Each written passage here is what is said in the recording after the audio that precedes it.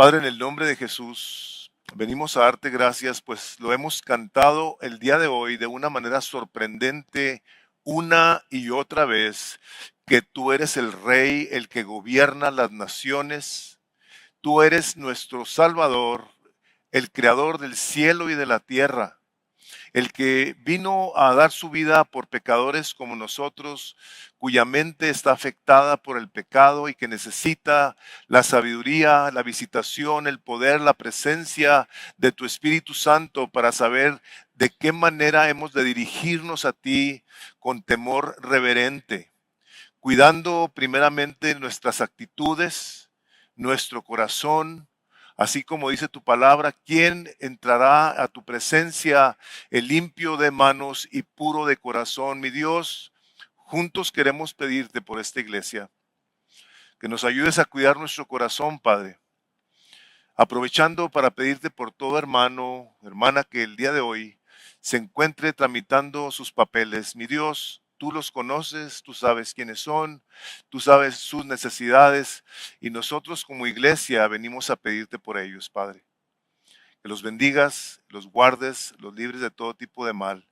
Que los bendigas, Padre, y que cuides de sus vidas, Padre.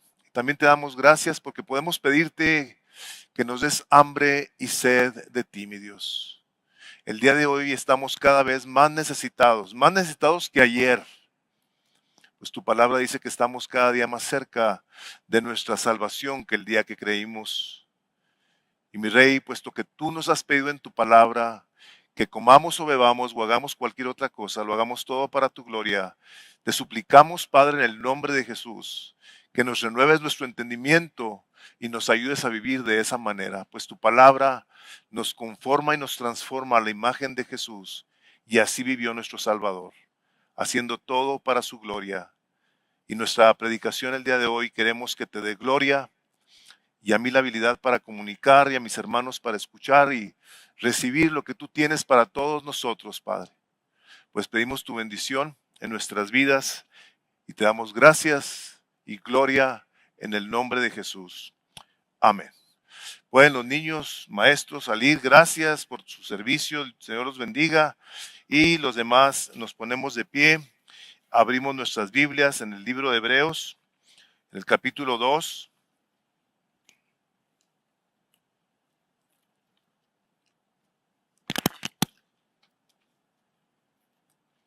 Capítulo 2. El día de hoy voy a predicar de los versículos del capítulo 2, versículos 5 al 9. Algunos de ustedes tal vez se preguntarán: Ira, ¿por qué pedacitos? Bueno, porque se llaman unidades lógicas. Cada una de ellas tiene un significado, tiene una parte que está comunicando el autor y queremos irlas cubriendo de una manera lógica. Aunque podemos extendernos, pero de todas maneras lo queremos hacer sin ningún apuro. Queremos que cada parte la podamos exponer como se debe de poner. Entonces la palabra del Señor en el versículo 5 dice así: porque no sujetó a los ángeles el mundo venidero acerca del cual estamos hablando, pero uno ha testificado en un lugar de las Escrituras diciendo: ¿qué es el hombre para que tú te acuerdes de él?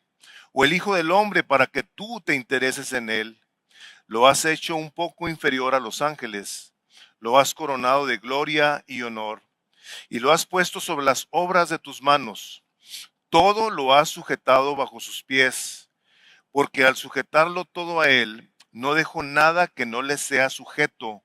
Pero ahora no vemos aún todas las cosas sujetas a él, pero vemos a aquel que fue hecho un poco inferior a los ángeles, es decir, a Jesús, coronado de gloria y honor, a causa del padecimiento de la muerte, para que por la gracia de Dios probara la muerte por todos. Amén. Pueden tomar asiento.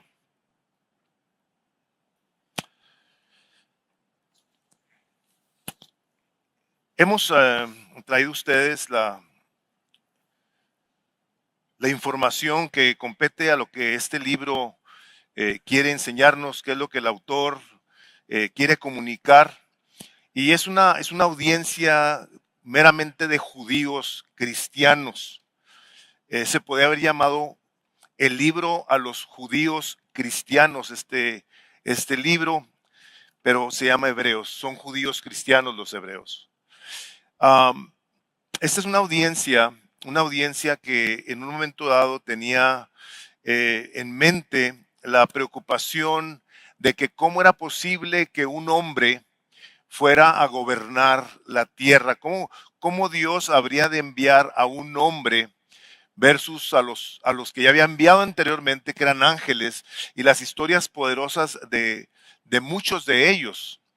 Era muy difícil creer que un individuo se haya hecho hombre siendo Dios. Decían estos hebreos que cómo era posible tal cosa.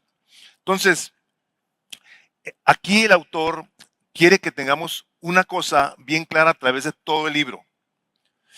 Y el propósito es que sepamos quién es Jesús.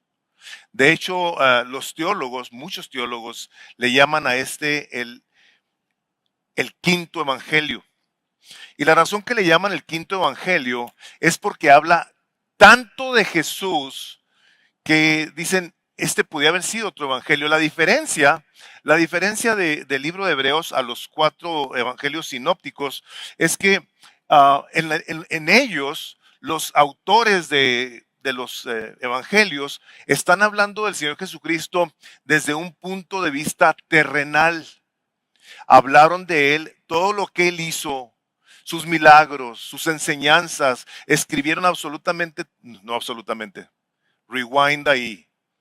Escribieron lo que el Espíritu Santo les recordó que escribieran, pues dice en el último capítulo del Evangelio de Juan, porque si se escribieran todas las cosas que Jesús hizo, ni aún en este mundo cabrían los libros para escribirlo. Entonces hizo Jesucristo muchísimas cosas, no están registradas. Dios quiso que se quedaran registradas únicamente las que se escribieron. Pero el autor de Hebreos habla de Jesús desde el punto de vista del cielo, o sea, de arriba para abajo.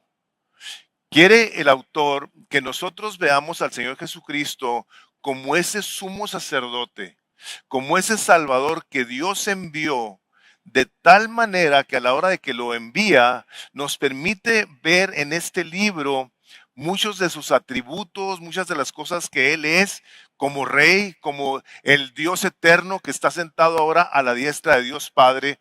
Y en parte eso es lo que el autor de Hebreos quiere que nosotros sepamos. ¿Quién es este Jesús que a la hora de ponerlo en comparación con los ángeles, puesto que ellos estaban cuestionando que cómo era posible que los ángeles que habían traído tanta revelación en el pasado y habían hecho tantas cosas tan importantes y tan tremendas, ahora viniera un hombre, viniera un hombre como Dios? Lógicamente que para ellos esto era una cosa bien difícil. Entonces, en esta predicación le he puesto viendo a Jesús, y el propósito de mi sermón es uno, muy sencillo: informar que la muerte y la resurrección de Cristo aseguran que habremos de compartir con Él la gloria eterna. Aquí el Espíritu Santo de Dios quiere que tengamos algo bien claro, que Dios no puso a los ángeles ni los pondrá a que gobiernen la tierra. Así es lo primero que nosotros leemos a la hora que leímos el versículo 5, porque no sujetó a los ángeles del mundo venidero. ¿De qué está hablando? ¿De cuál mundo? Del mundo que la palabra nos habla de que habrá de venir una vez que el Señor Jesucristo venga por segunda vez a la tierra. Ahí los ángeles no van a gobernar. Y aquí lo está dejando bien claro. Ellos tienen un propósito el día de hoy. Y el propósito, como lo leemos en la palabra, es que han sido enviados por Dios para asistirnos a nosotros en cosas. Han venido a hacer cosas muy particulares. Yo recuerdo una historia de un amigo mío que ya está con el Señor, un pastor, que platicó que en una ocasión estaba él esperando el camión. Vivía en Argentina este hermano, estaba esperando el camión ahí paradillo y en una esquina. dice que de repente llegó un individuo y le dijo, ven, ven para acá tantito. Dice que lo jaló para acá y lo que venía para acá llegó un carro y se estampó de donde estaba parado él. Entonces que voltea y pues el trancazote ahí, el choquezote así, sí, voltea para darle las gracias y dice, ya no estaba. Esa es una visitación angelical, las cuales nosotros no debemos andar buscando. Así, Señor, mándame ángeles, ¿no? O sea, le pedimos, Señor, envía tus ángeles a que nos cuiden. Tal vez sea una oración buena o no, pero de preferencia nosotros queremos pedir al Señor que nos cuide, que nos bendiga, que nos libre del mal, que nos ayude a caminar con sabiduría y cuidado en esta vida. Entonces, el Espíritu Santo de Dios quiere que quede claro que los ángeles no van a gobernar. Ahora, estos judíos cristianos conocían las Escrituras, sabían de lo que había pasado en el pasado. Y hay una cita en el capítulo 37, no la tienen que buscar, de Isaías, el versículo 36, nomás para que se den una idea del calibre, del poder que tenían los ángeles. O sea, ángeles, hay diferentes categorías de ángeles. No dice aquí en Isaías qué tipo de ángel era, pero dice, y salió el ángel del Señor y mató a 185,000 en el campamento de los asirios, y cuando se levantaron por la mañana, he aquí que todo era cuerpos de muertos. Ustedes imaginan que un ángel mató a 185,000 personas. Como cuando el Señor Jesucristo estaba ahí orando y le dice, Pedro, ¿tú no crees que yo puedo pedir a mi Padre que me envíe 12 legiones de ángeles? O sea, el poder de los ángeles en la palabra de Dios es muy superior al de los hombres, aún el día de hoy. O sea, estos individuos no están limitados ni por el tiempo ni por el espacio, se mueven como ellos quieren, pero quiero que quede algo bien claro, aunque los ángeles tengan esa libertad y esa superioridad, como dice el Salmo 8, de que les dio un lugar mayor que al hombre, en un momento dado, está limitada. Es un tiempo limitado en el que los ángeles van a estar con ese dominio. ¿Okay? Está limitado el tiempo en el que ellos podrán hacer cosas, y una de las cosas importantes acerca de los ángeles es que el Señor los tiene haciendo su voluntad. No más. O sea, nosotros vemos a través de la historia que cada vez que hay una interacción con algunas personas, están sujetos a la voluntad de Dios. Se mencionaba hace poco de Job, cuando llegan los hijos de Dios, entre ellos estaba Satanás, estaba hablando de ángeles, llega y viene a cuestionar a Dios. ¿A poco crees que Job te teme de balde? Quítale todo lo que tienes, ya sabemos la historia. Dice, Señor, puedes tocar todo, menos su vida. Tuvo Satanás que someterse a la autoridad de Dios y hacer única y exclusivamente lo que Dios le permitiera. Capítulo 8 de Juan, hay una escena donde están unos cerdos ahí, y llega un endemoniado y le empiezan a decir a Jesús, Jesús es el Hijo de Dios, permítenos ir a los cerdos. O sea, Jesús le dio permiso a los demonios a que fueran y se metieran en esos cerdos. O sea, ellos no podían haber hecho lo que les diera su gana. O sea, los demonios están sujetos a Dios. De hecho, se dice, el diablo es el diablo de Dios, le pertenece a Dios. Él es el dueño, el creador de él. Ahora hay creyentes que en un momento dado, y por una falta de conocimiento, muy probablemente, le andan atribuyendo a los demonios y a los diablos que hacen esto y hacen aquello. Hermano, te voy a decir una cosa. Si tú le has entregado tu vida al Señor Jesucristo, tú eres templo del Espíritu Santo de Dios. Ahí en ti habita Cristo por la fe. Él no tiene ninguna autoridad ni poder en ti. Ahora, hay partes en la palabra donde el Señor nos dice de qué manera tenemos que lidiar con ellos. No voy a entrar en gran detalle en ese aspecto, pero sí nos dice la palabra de Dios, dice, airaos pero no pequéis. O sea, enójate pero no peques, no te vayas a la cama enojado, ni le des lugar al diablo. O sea, sí puede en un momento dado el enemigo causarte algún tipo de daño, sí, sí puede, porque tú le estás permitiendo que lo haga. Te está diciendo claramente, no te vayas a la cama enojado, no te acuestes enojado, ni le des lugar al diablo. En 1 Corintios 7, cuando le dice al matrimonio, dice, no os neguéis el uno al otro. Dice, a menos que por algún tiempo decidan dedicarse a la oración sosegadamente, para luego volverse a juntar. Y lo dice así, para que no os tiente Satanás. Cuando el apóstol Pablo habla del hombre aquel que se había estado teniendo relaciones con su madrastra, y el apóstol Pablo, lo vimos en la segunda carta, les dice, y al que yo he perdonado, perdónenlo también ustedes, perdónenlo. Dice, pues no ignoramos las maquinaciones del diablo, para que Satanás no tome ventaja. O sea, a la hora de que hay rencores, resentimientos, iras, etcétera, etcétera, lo que tú estás haciendo en un momento dado es darle un lugar al enemigo que no le debes de dar. Y sí, desafortunadamente es en forma de demonios. O sea, pueden causar daño y tú y yo tenemos que ser sumamente cuidadosos, porque el apóstol Pablo, a la hora que continúa escribiendo en esa parte, dice, para que Satanás no gane ventaja. Dice, pues no ignoramos sus maquinaciones. O sea, nosotros los creyentes no ignoramos la manera que Satanás opera en nuestra mente. Por eso nos dice Filipenses 4, 6, 7, 8, esa parte ahí, cómo es que debemos de pensar. Ahí nos dice cómo el creyente debe de pensar. Entonces, nosotros tenemos que tener mucho cuidado de que a la hora de que estamos viviendo la vida cristiana, la vivimos con la tranquilidad de que nosotros somos posesión de Dios. No andamos preocupados por los ángeles, no hablamos con ellos, no queremos necesariamente involucrarnos en absolutamente nada que tiene que ver con ángeles. Son ministros de Dios para los creyentes, sirven a los creyentes. Tal vez tú habrás tenido alguna experiencia angelical, gloria a Dios por ello.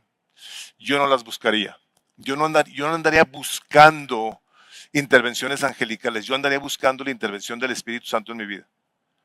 Porque eso es precisamente lo que la palabra de Dios nos pide que nosotros debemos de hacer, buscar de Dios. Entonces, lo deja muy claro a la hora de empezar este versículo, y como están ahí en sus notas, dice, ningún ángel, por poderoso que éste sea, está a la altura de Jesucristo. A los ángeles no se les adora, se les manda que ellos adoren a Jesús. Los ángeles, el día de hoy, lo que nosotros conocemos en la escritura de lo que está escrito acerca de ellos en el cielo, está limitado, realmente está limitado. Lo que sí sabemos es que adoran a Dios. Ellos están exaltando a Dios por los siglos y de los siglos. Entonces, tenemos que tener claro una cosa, o sea, para los hebreos, el Espíritu Santo de Dios les dice, a ver, vamos a poner algo en claro, es Jesús, esto se trata de Jesús, no se trata de ángeles, vamos a poner eso en otra categoría.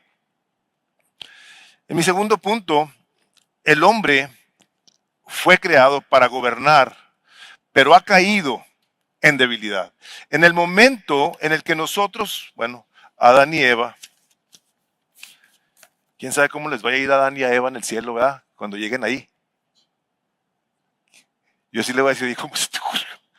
¿Cómo se te ocurrió hacer semejante locura, vato? O sea, neta.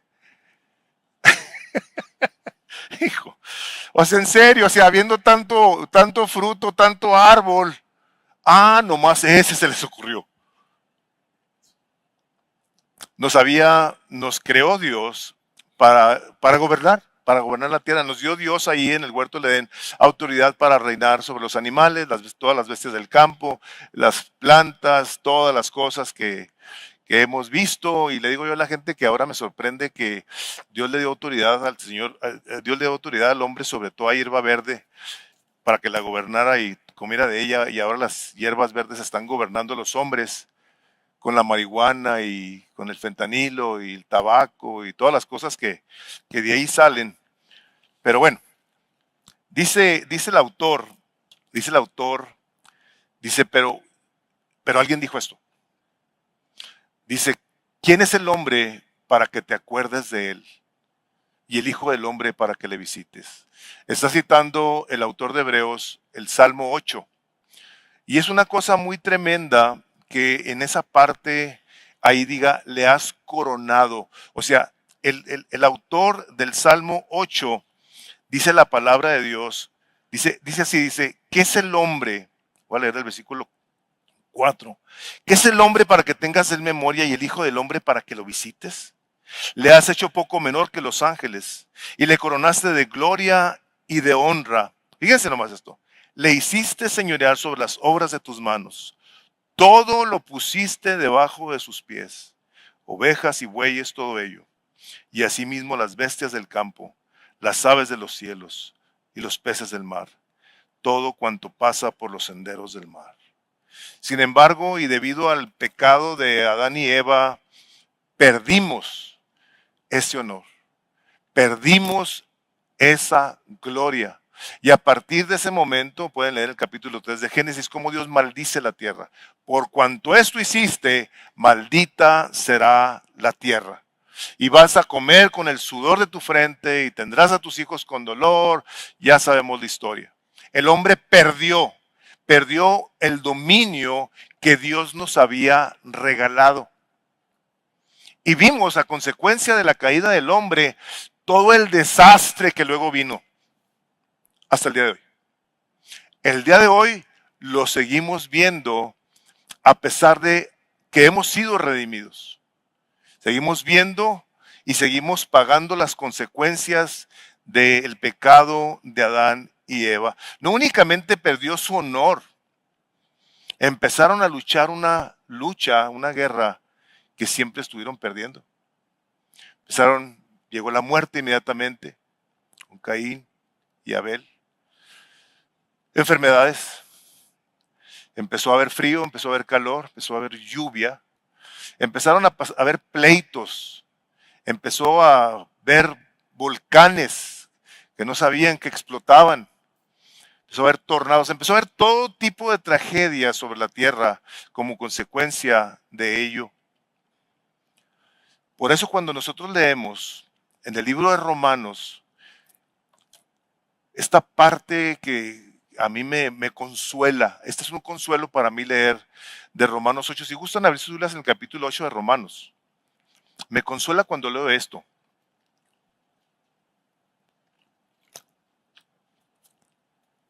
Porque nos permite darnos cuenta por qué el día de hoy nosotros queremos que todo esto se acabe o que cambie. Romanos 8, versículo 19. Vean lo que dice.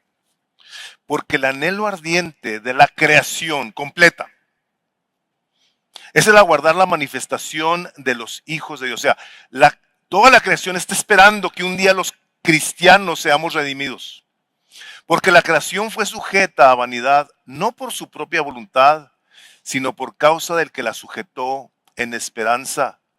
Porque también la creación misma será libertada de la esclavitud, de corrupción, a la libertad gloriosa de los hijos de Dios.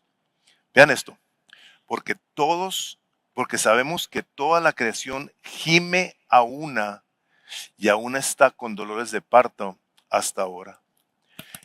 Todo lo que tú y yo vemos sobre la faz de la tierra, temblores, quemazones, huracanes, todo lo que vemos, las lluvias esas desmedidas, las nevadas, los volcanes cuando explotan, todo esto es parte de que está gimiendo la tierra. Y la misma creación completa. O sea, y no nomás estamos hablando de la tierra, estamos hablando absolutamente de todo astro, todo lo que ustedes y yo hayamos visto, que sabemos que existe en el universo, todo está dañado por el pecado, absolutamente. Cuando hay estrellas que explotan, cuando hay meteoritos que chocan, es parte de la caída. Es parte de saber nosotros que esta esta creación está gimiendo, pero nosotros también.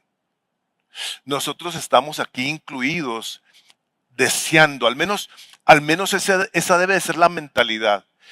Yo estoy deseando que esta carpa terrenal, este cuerpo de muerte, como dice 1 Corintios 57, ¿no?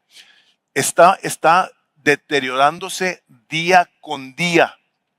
Para mí y para ustedes no debe ser sorpresa o novedad que nos estemos deteriorando. O sea, esto es parte de la caída. O sea, estamos envejeciendo. ¿Por qué? Por el pecado. Dios redujo el número de los años del hombre precisamente por misericordia. O sea, la verdad les voy a decir algo. Yo no quisiera vivir 150 años. O sea, neta. Ni aunque quiera. O sea, ¿qué dice el Salmo? Porque 70 son los años del hombre y 80 si robusto. O sea que cualquier hermano que aquí tenga más de 80 años está bien robustote o robustota. Sí. O sea, está hablando lógicamente de promedios. O sea, son promedios. No me acuerdo ahorita los promedios de la vida del varón. Creo que son 76, 70 y tantos. Y los de las mujeres son como 85, 80. No, no sé. No, no. Pero el Señor en su misericordia desde tiempos pasados, como dice en Ageo 2:9, ahí en sus notas, aunque estaba hablando del templo de Salomón, dice ahí, la gloria postrera de esta casa será mayor que la primera, ha dicho el Señor de los ejércitos, y daré paz en este lugar, dice el Señor de los ejércitos.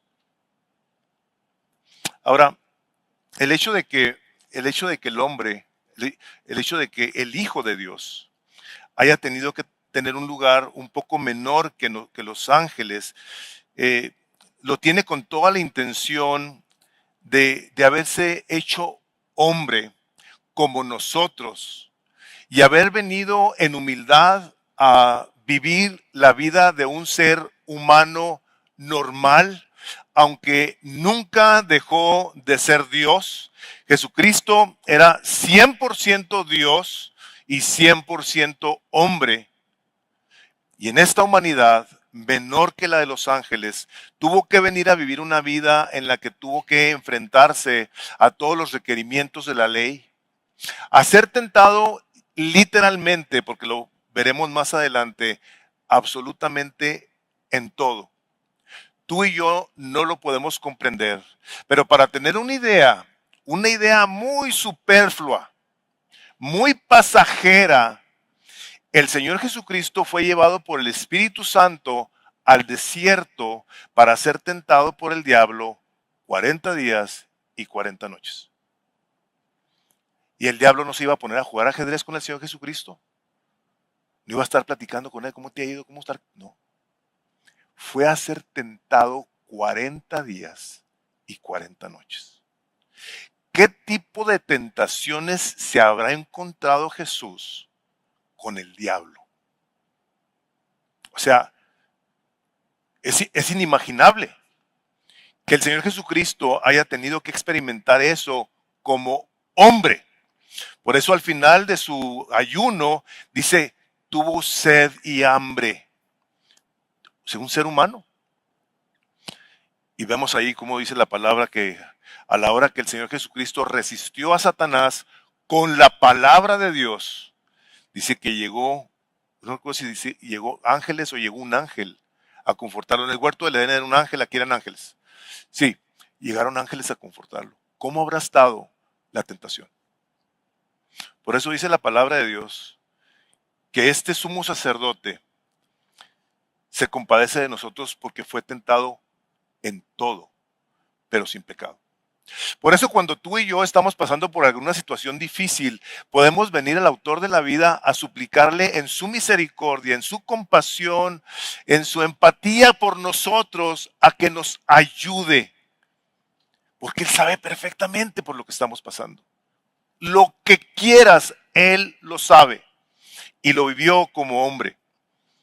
Él tuvo que pasar todas y cada una de estas cosas, pero tuvo que pasarlas para vencerlas.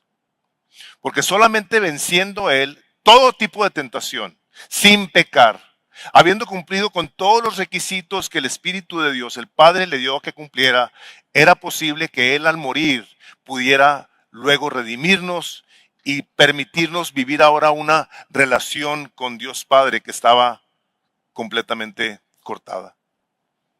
Su obediencia, hermanos, y su sacrificio fue lo que Dios vio en su Hijo, que luego le dio un nombre que es sobre todo nombre, para que toda rodilla se doble delante de él.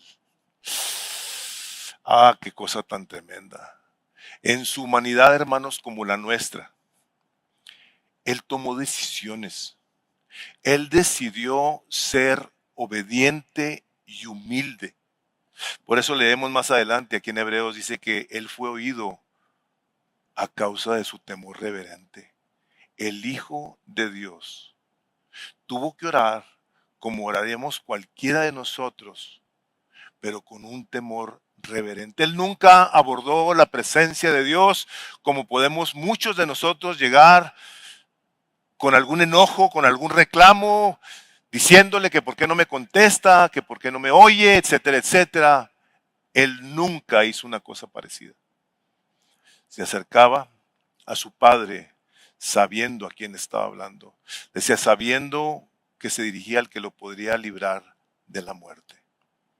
Y tuvo que morir. Tuvo el Señor Jesucristo que morir. En esta tercera parte donde Jesús, hecho hombre, ha sido exaltado por su sufrimiento. O sea, el Señor Jesucristo vino y dio su vida para que nosotros pudiéramos disfrutar ahora de nuestra relación, no únicamente con el Padre, sino que nosotros pudiéramos tener entonces la gloria original que perdimos en el huerto del Edén. ¿Cómo, cómo puede ser eso? Bueno, pues la palabra de Dios dice ahí en los siguientes versículos del 8b en delante, dice, porque en cuanto le sujetó todas las cosas, nada dejó para que no sea sujeto a él. Todo está sujeto eventualmente a él, pero todavía no vemos las cosas como le sean sujetas. O sea, ya está la redención completa. Sí, ya está. ¿No la vemos como debe ser? No la vemos como debe ser, pero ya está. Ya, pero todavía no. Y nosotros podemos tener esa confianza donde el autor de repente usa esa palabra que hace toda la diferencia. Dice, pero vemos aquel. Vemos aquel que fue hecho un poco menor que los ángeles a Jesús. O sea, el autor dice, todo esto que está aquí explicándose, todo esto tiene que ver con Jesús. Dice que ahora está coronado de gloria y honra a causa del padecimiento de la muerte. Y esto, no, o sea, créanme hermanos, que yo no me había fijado en esto hasta que estuve escribiendo este sermón. Dice así, para que por la gracia de Dios gustase la muerte por todos. O sea, Jesús, por la gracia de Dios, tuvo que morir por nosotros. O sea, yo nunca me había fijado que aún la muerte del Señor Jesucristo es por la gracia de Dios. ¿A qué nos lleva esta parte de la Escritura?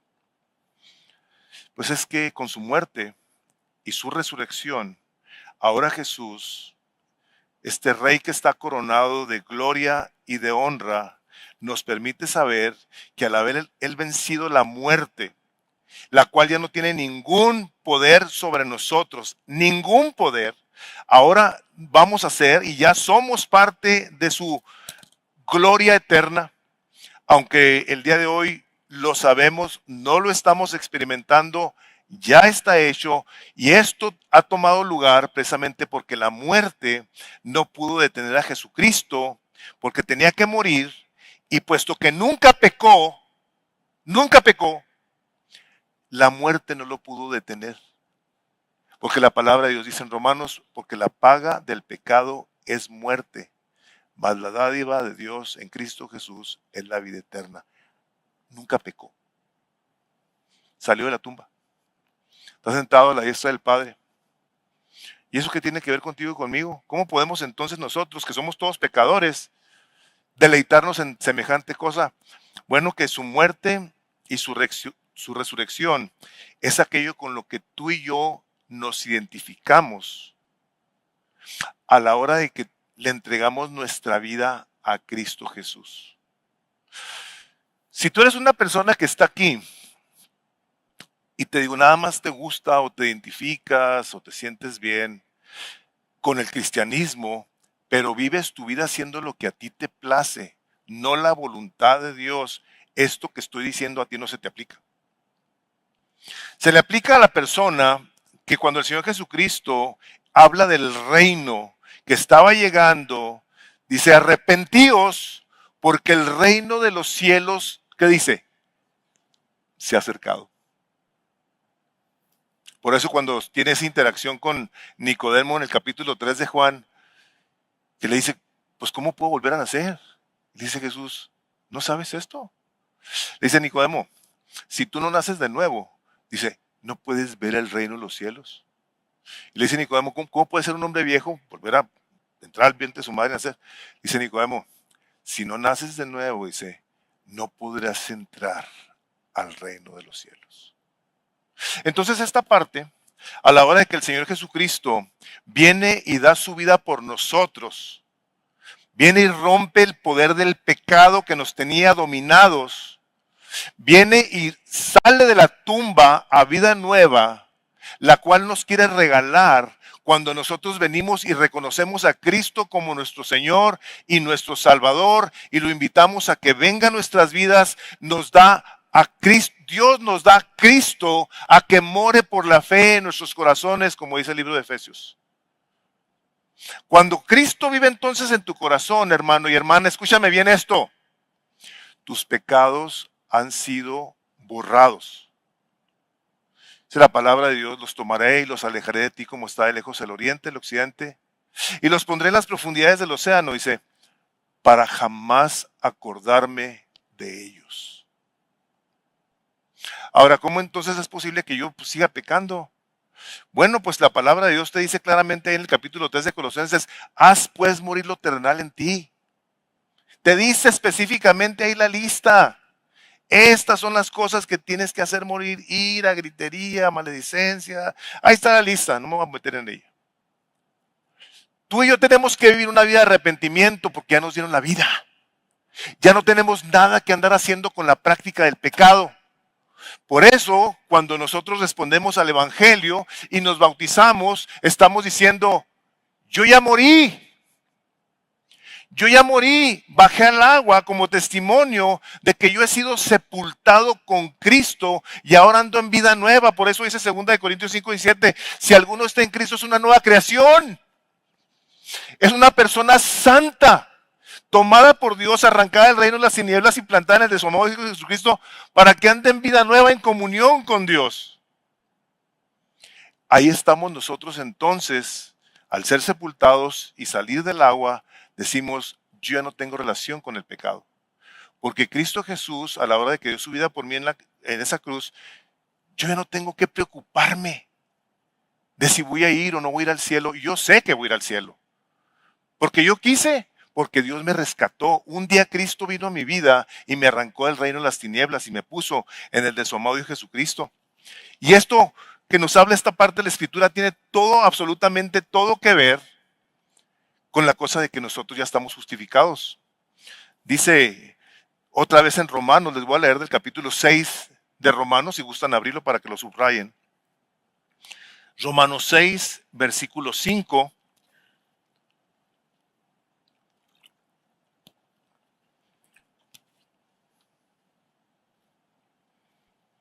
Dice, porque si fuimos plantados junto con él en semejanza de su muerte.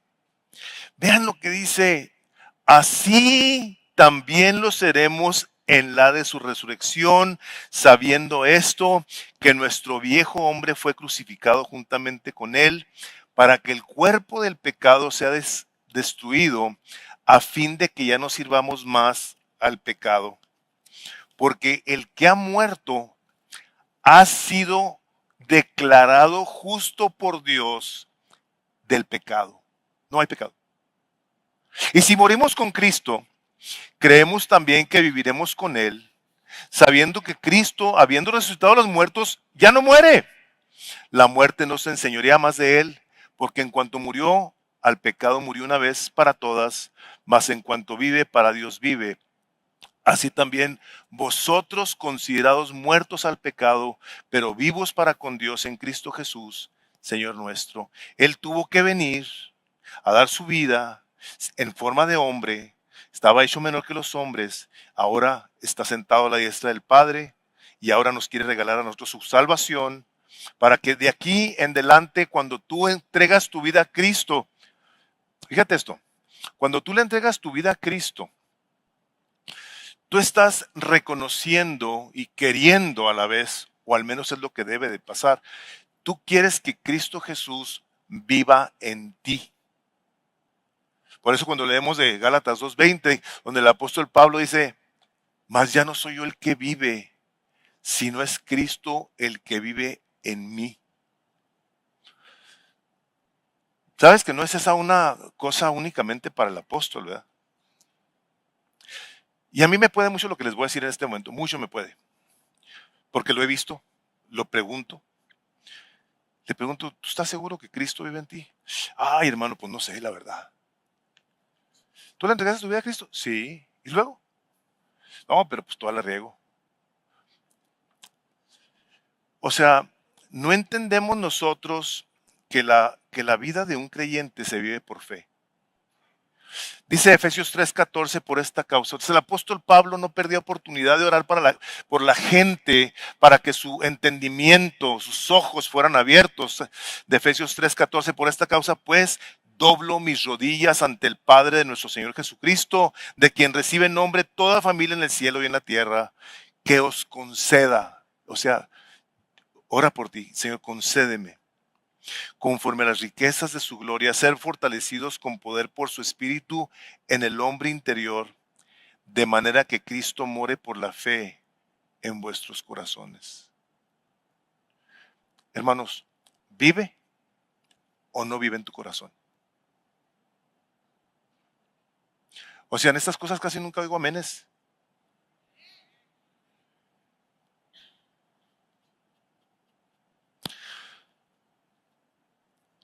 Hermanos, esto nos ha restaurado nuestra gloria perdida.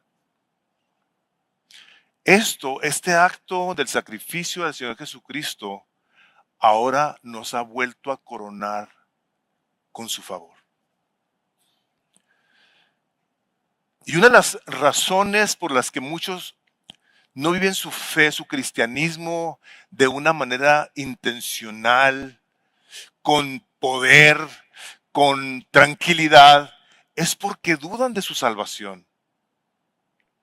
Pero nosotros ya tenemos la foto final y le digo a la gente, me encanta porque ahí estoy yo.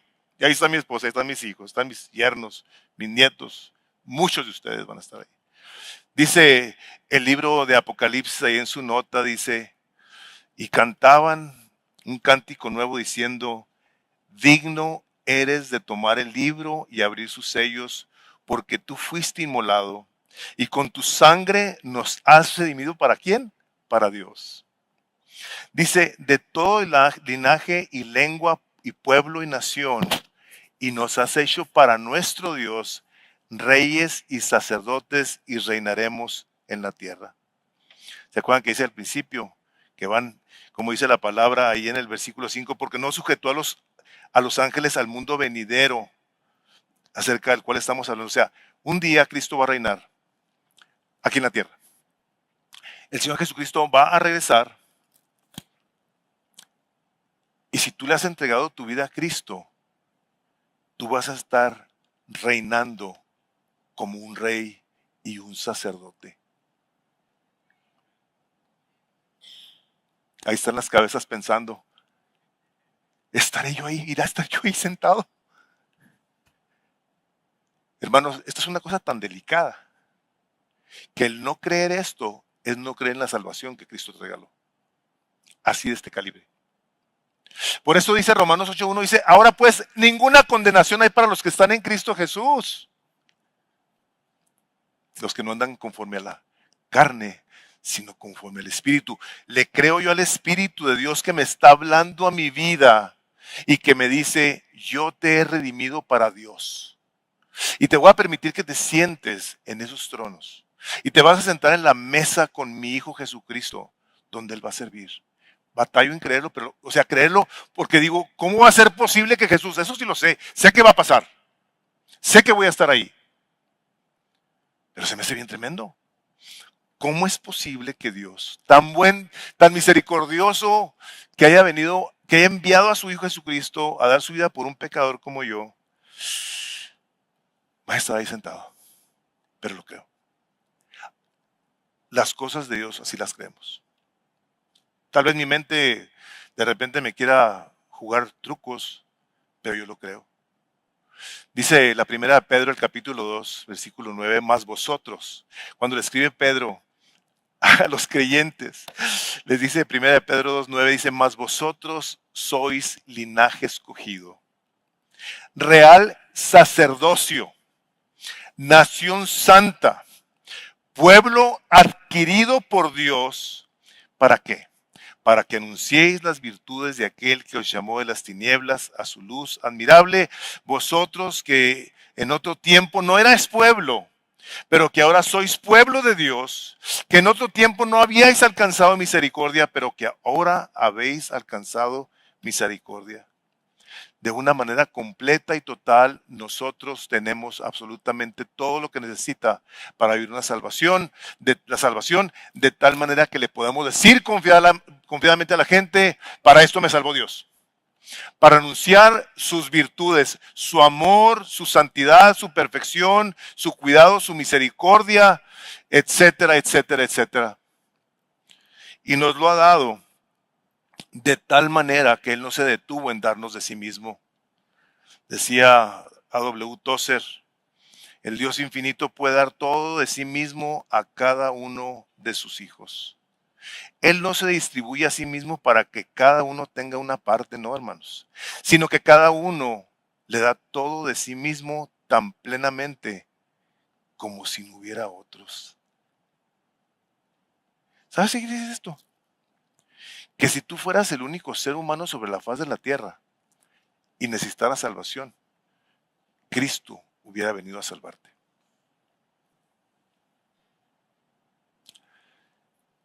Y el salmista, cuando pregunta, ¿qué es el hombre para que te acuerdes de él? Sí, definitivamente antes de que el Señor Jesucristo viniera, pudiéramos haber nosotros también hecho esa pregunta. ¿Quién soy yo, Señor? Un pobre hombrecillo, despreciable, pecador. Pero Él vino a ser de nosotros reyes y sacerdotes. Sí, Apocalipsis 24, y vi tronos, y se sentaron sobre ellos los que recibieron la facultad de juzgar. En 1 Corintios, cuando lo vimos, decía, ¿o no sabéis que los santos han de juzgar al mundo? ¿No sabes que tú vas a estar sentado en un trono juzgando al mundo? No sé cómo. Y si el mundo es juzgado por vosotros, ¿no sois competentes para juzgar las cosas más triviales? ¿No sabéis que hemos de juzgar a los santos? Dice 1 Corintios 6:2. ¿Cómo es posible que continúes tú y yo comportándonos como si Dios no nos hubiese dado un lugar de honor? Viviendo un cristianismo como si Cristo no viviera en nuestros corazones, como si no viniera a venir ese tiempo que ya se nos ha prometido para luego nosotros estar esperando a que eso tome lugar. Pero no sé si te fijaste que el versículo 9 dice, pero vemos a aquel que fue hecho un poco inferior a los ángeles, es decir, a Jesús. Hermanos, ya no nos vemos a nosotros. Ya no nos estamos volteando a ver lo miserable que somos o lo exitosos que somos. ya no nos estamos volteando a ver a nosotros. O al menos no nos debemos de estar volteando a ver a nosotros para ver qué hay en nosotros que nos pueda llevar a darnos la gloria. Dice, pero vemos a Jesús. ¿A quién ves tú? ¿O qué ves tú? ¿Ves tu abandono, tu dolor, tu tristeza, las ofensas que te causaron y haces de ti un ser miserable el día de hoy? ¿Que estás pensando en que cómo te ha ido mal en la vida porque alguien te quedó mal? ¿O tus hijos no te responden como te debían de responder? ¿O tu esposo o tu esposa te abandonaron, te dejaron y ahora tú eres un ser que se está quejando toda la vida? ¿A quién estás viendo? ¿O qué estás viendo en la vida? Nosotros, hermanos, debemos estar viendo a Jesús. Por eso el capítulo 12 de este libro dice que corramos con paciencia la carrera que tenemos por delante, con los ojos puestos en el autor y consumador de nuestra fe. No, no nuestros logros, no nuestras tragedias para decir, sufrir me tocó a mí en esta vida. Qué tristeza que pueda haber gente que el día de hoy, en lugar de estar viendo al autor y consumador de su fe, esté volteándose a ver a sí mismo como si tuvieras tú un gran valor. En unos años no vamos a estar aquí, hermanos. Y Él seguirá sentado en el trono. Y ahí vamos a estar con Él. Sentados en su trono, dice la palabra de Dios. ¿Cómo es? No sé. No me pregunten. Pero eso dice la palabra. Nos ha dado el privilegio de sentarnos con Él en su mesa. Nos permite practicarlo aquí una vez al mes con nuestra celebración de la cena. O sea, es un gozo incomprensible el que yo siento, que digo que Dios me permita estar practicando y recordando y afirmando que Cristo me dice, hazlo cuantas veces lo hagas, dice, en memoria de mí. Que no te olvide, que lo tengas presente siempre.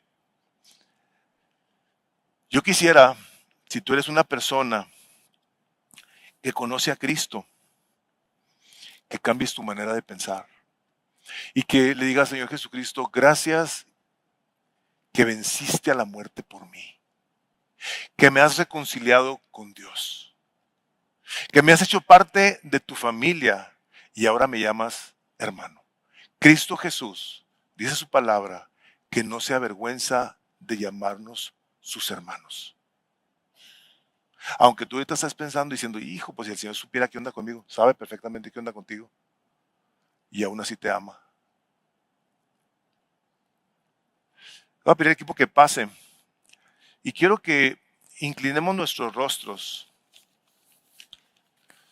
y que oremos a Dios, que nos ayude a glorificar su santo nombre de la manera que lo debemos de hacer.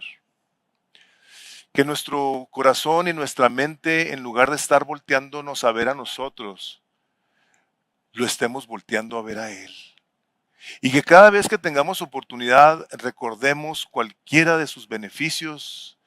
Como dice el Salmo, bendice alma mía al Señor y bendiga todo mi ser, su santo nombre.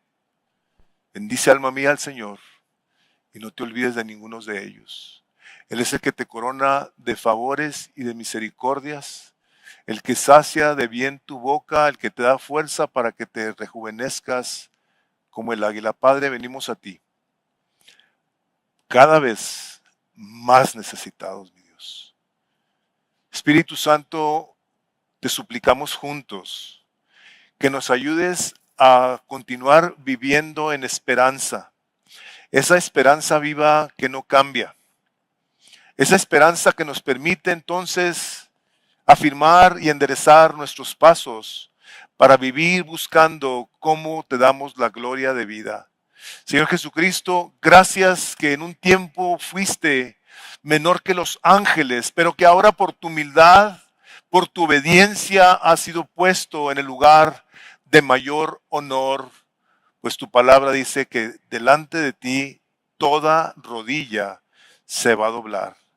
Y te pedimos, Espíritu de Dios, que nos ayudes a guardar estas cosas en nuestro corazón, porque lo pedimos, Padre, para tu gloria, y cualquier persona que aquí esté, Santo Espíritu de Dios, convéncela de su pecado, de tal manera que se arrepienta, venga a ti, Señor, y empiece a vivir una vida guiada por tu Espíritu Santo, pues lo pedimos en tu santo nombre. Amén.